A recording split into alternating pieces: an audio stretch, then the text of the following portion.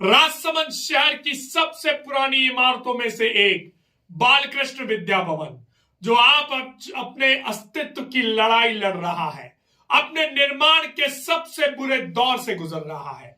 आजादी से पूर्व इस बिल्डिंग का निर्माण सेठ हरजीवन दास ने करवाया था।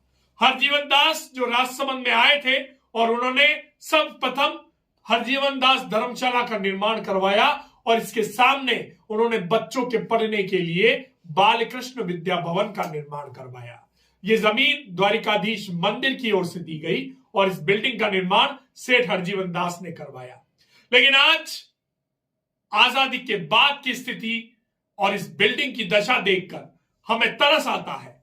हमें तरस आता है अपने आप पर कि हम हमारी विरासत को संजोने में, उसे संरक्षित करने में किस तरह से नाकामयाब हो रहे हैं।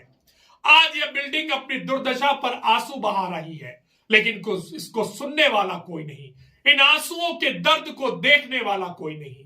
वह बालकृष्ण विद्या भवन जिसने राजसमंद शहर को कई विद्यार्थी दिए हैं, जिन्होंने यहां पर अध्ययन करके इस शहर क्षेत्र का नाम रोशन किया है। शायद ही राजसमंद शहर का ऐसा कोई व्यक्ति हो जो इस विद्यालय से प्रत्यक्ष अप्रत्यक्ष रूप से ना जुड़ा हो। हम कहीं ना कहीं किसी ना किसी रूप से इस विद्यालय से सभी जुड़े हैं, चाहे अध्ययन के रूप में हो, चाहे आयोजन के रूप में हो, चाहे हमारे किसी परिचित की इस विद्यालय में नौकरी हो। कहीं ना कहीं किसी ना किसी रूप में इस विद्यालय ने हमें लाभ पहुंचाया है। लेकिन आज जब इस विद्यालय की यह दुर्दशा है, तब इसकी स्थिति को समझने वाला कोई नहीं है। आज यह विद्यालय अपनी जीर्ण शीर्ण अवस्था के कारण अपनी अस्तित्व की लड़ाई लड़ रहा है।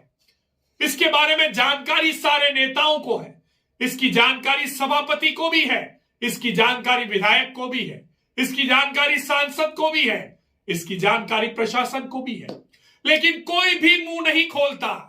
क्यों नहीं खोलता? क्योंकि बच्चे वोट नहीं देते। ये कड़वी सच्चाई है। बच्चे वोट नहीं देते, विद्यालय वोट नहीं देता। जबकि सारी चुनावी प्रक्रियाओं का प्रमुख केंद्र यह विद्यालय ही रहा है। वर्षों से वोटिंग यहां होती है, गिनती यहां होती है, और तो और चुनाव होने के बाद मतपेटियां यहीं पर रखी जाती हैं। सांसद के चुनाव को 2 वर्ष हो चुके हैं, लेकिन आज भी विद्यालय की बिल्डिंग ईवीएम वोटिंग मशीन का केंद्र बनी हुई है। विद्यालय के कई कमरे आज भी ईवीएम के कारण आरक्षित हैं और वह आज भी सरकारी अंडर में है। वहां ना तो बच्चे पढ़ाई कर सकते हैं, ना उस ओर जा सकते हैं। विद्यालय की इस बिल्डिंग की जीर्ण अवस्था की जानकारी विद्यालय प्रबंधन द्वारा समय समय पर विधायक को दी गई, सभापति को दी गई, प्रशासन को दी गई, लेकिन किसी ने इस ओर ध्यान नहीं दिया। कोई इस ओर रुख लगाने को तैयार नहीं है। समाचार पत्रों में समय समय पर इसकी जानकारी प्रकाशित की गई। हमने भी पहले आपको इसकी न्यूज दी थी, लेकिन बात वही है कि कौन सुनेगा फरियाद, क्योंकि विद्यालय वोट नहीं देता। बच्चों का नाम 18 साल के बाद वोटिंग लिस्ट में जुड़ता है, इसलिए शायद इस विद्यालय की आवाज उन कानों तक नहीं पहुंच पा रही जो विकास के लिए जिम्मेदार है।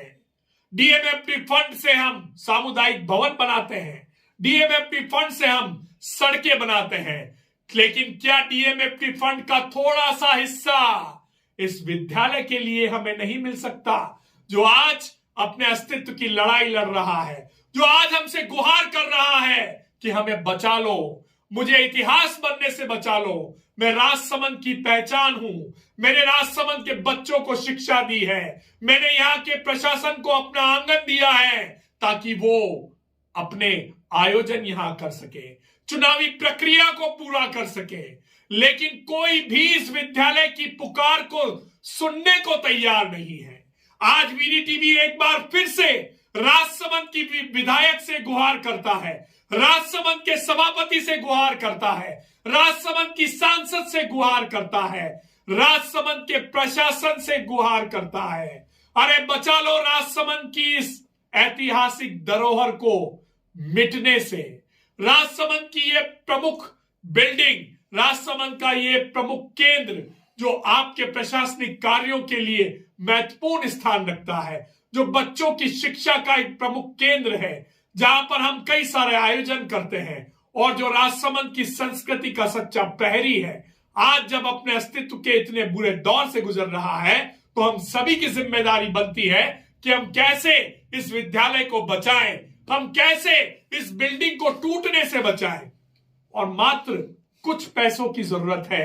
आपको पता है या नहीं, लेकिन हम फिर से आपको बताते हैं कि पीडब्ल्यूडी विभाग द्वारा जब इस बिल्डिंग का सर्वे किया गया तो उन्होंने स्पष्ट तौर पर विद्यालय प्रबंधन को पत्र जारी करके कहा कि बिल्डिंग की रिपेयरिंग नहीं करवानी है, इसको गिराकर ही वापस बनाना उचित रहेगा, वरना कभी भी बड़ा हादसा हो सकता है। आपको पता है विगत कुछ दिन पहले झालावाड़ में एक स्कूल में हादसा हो गया था। स्कूल की बिल्डिंग गिरने से कई बच्चों की मौत हो गई थी। हम इंतजार शायद उसी दिन का कर रहे हैं जब बालकृष्ण विद्यालय भवन की यह बिल्डिंग गिर जाए और इसमें दबने से कोई अनहोनी हो जाए। शायद उसके बाद हम सभी सांत्वना देने के लिए जाएंगे, शायद तब सभापति जी भी जाएंगे, शायद तब विधायक भी जाएंगी, शायद तब सांसद महोदया भी जाएंगी और शायद तब प्रशासन भी जाकर जख्मों पर मरहम लगाएगा। लेकिन आज जब हादसा होने को न्योता दे रहा है, उस वक्त उस हादसे को रोकने के लिए ना तो कोई प्रशासनिक अधिकारी ना ही कोई जनप्रतिनिधि वहां पर जाकर इस विद्यालय की पीड़ा हरने का प्रयास कर रहा है।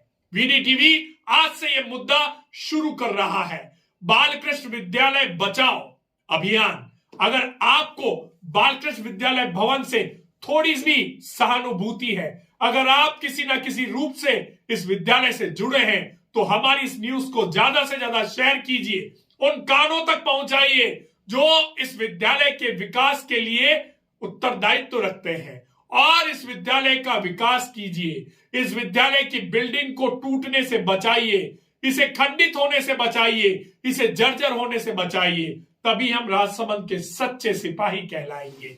वीडीटीवी खरी बात कहता है, सही बात कहता है, जनता के हित के मुद्दे उठाता है, और इसलिए शायद जनप्रतिनिधियों के कार्यकर्ताओं के आंखों में हम खटकते हैं, लेकिन हमें इससे कोई फर्क नहीं पड़ता।